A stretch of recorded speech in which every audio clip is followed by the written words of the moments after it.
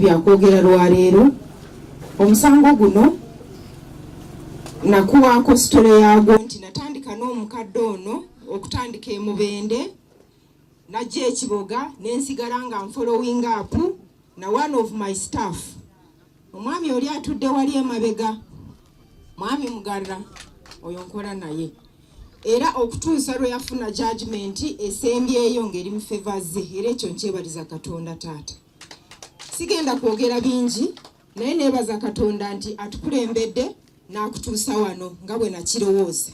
Ebiseera ebyemabegako najjako wano RDC yali busy, DPC naye tetwajja naye twamusinkana eri because tetwamalawo kaseera kanene wano. Okukola mu by'amataka tebiri mu mandate yange naye nze ndi muyambi wa president mu nsonga ezitali zimu na zimu. So nyambako president mu nsonga ezitali zimu na zimu ate nebaliza Katonda n'okumpa chance eyo nenkola ne president ate nensobola okukola ebintu ebiriyo. Nebaza Katonda nti Mukama yanyamba nembanga nkola ne honorable minister state w'ebyettaka ne tusigala nga tukola ekintu ekituufu era we tutuuka nebaza Katonda nti abantu tebadda mu kaawa. Honorable minister nkwebaza nnyo Mukama akumpeera omukisa ne Mukama wo eyakuwa omulimu guno amuwa omukisa. Olwokuba bw'olaba omukadde ng'oyo n'abalala betusinkanye nga basangula amaziga tulina okyebaliza Katonda bwe tutakyebaliza Katonda eyakwasa obukulembeze president n'abanga ataddewo abantu nga ye tuba balyaza amaanyi.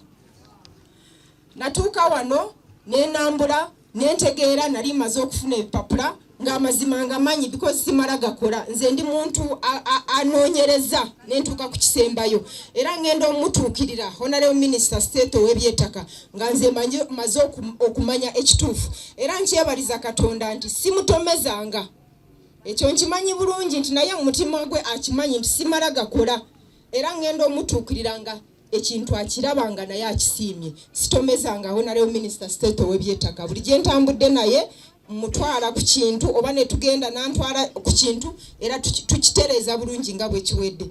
Taata wange nali wano omukyalo oyo okusinziira ku judgment kyali obvious era ebintu ebyangu sikutawaanya ntuukawo nga biri obvious nendaba bwe mbanyi n'aba RDC tusalawo ne tumanya nti kino kituufu era bwe kityo bwe twakisalawo nga judgment ziri in favor z'omukadde oyo ettaka nga lirye.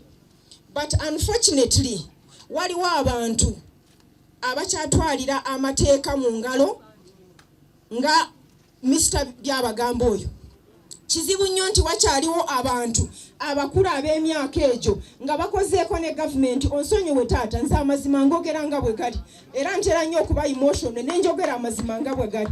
Nze njagala kuloopera nti waliwo abantu abatwalira amateeka mu ngalo ng'abantu abakulu abamanyi n'amateeka n'osigala ng'otambuse omukadde ng'oyo ng'omanye ekituufu kyoliko si kikyo era yasigala ng'agenda mu office buli office sigenda kwogera ku office zeyagendamu naye akagenda mu offices bbiri naye ng'amulumbayo because ebipapula bintuukako mu office nemanya nti kati ono ali mu kunoonyereza abasobola okuba corrupt okusobola okumuyambako okutwala ekitali kike era mbalumba on your behalf. Basagala bakutawanye wina bingi era nabitereeza office gyasooka okugendayo tebyayina makulu nabyo nembimanya nembirumba nempandikira abakulu office esembyeyo ebbaluwa yakutuuka mu office yo ku Friday nabyo nabimanya nga tonabimanya you have a lot nembyatakinga nemanya nti era still agenza awalala kunoonya engeri gyabuzaabuza amateeka era kikomekereze dda nga tuli wano nojja osalewo ekituufu.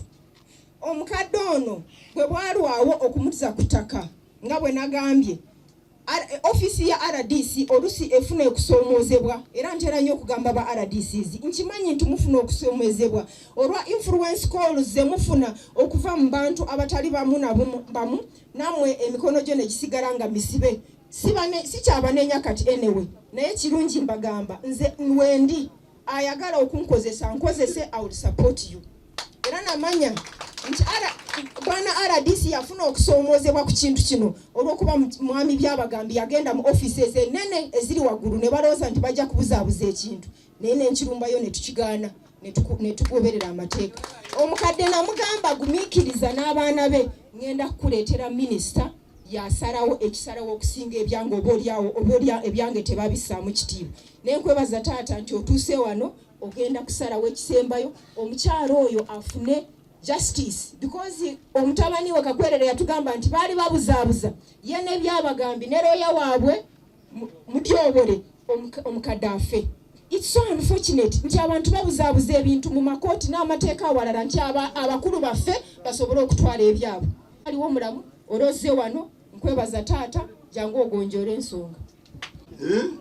Ani madamu muzeeyi sigowa Yoweri Kaguta Museveni amata ng'ayita wano ne Rujema bonna n'obawamata ne bafuna amaanyi olutalo ne luwangulwa. Ate minisita n'ajja wano ekintu n'atakimala kirina okuggwa. Naye nga sinagenda mu maaso mubadde mwebaza omukyalo ono